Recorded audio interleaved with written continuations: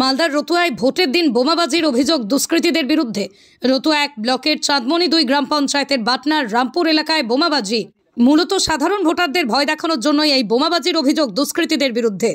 এখানে হচ্ছে কিছুক্ষণ প্রায় 10-15 মিনিট আগে দুটো লোক এলো বাইকে করে, দুটো বম ছুড়ে দিল, ফেলে টেলে তো চলে গেল। হতে পারে এটা বিরোধীদের চক্রান্ত, বিরোধী হতে পারে টিএমসিরা হচ্ছে এরকম করতে পারে। এখন যে হয়তো আমাদের পঞ্চায়েত তো দখল হয়ে গেছিল টিএমসির আমলে, সে হচ্ছে ওরা হচ্ছে ভোট এখন ভালো হচ্ছে না, তাই তার কারণে ওরা চক্রান্ত করে হ্যারাসমেন্ট করছে বিরোধীদের। কার ভোট বেশি আছে? এখানে হচ্ছে মুস্তাক আলমের ভোট বেশি আছে কংগ্রেসের, তাই হচ্ছে এখন তো অঞ্চল তো হচ্ছে আমাদের টিএমসি, তাই হচ্ছে মুস্তাক আলমের ভোট ভালো হচ্ছে, তাই আতঙ্ক করছে মানুষকে।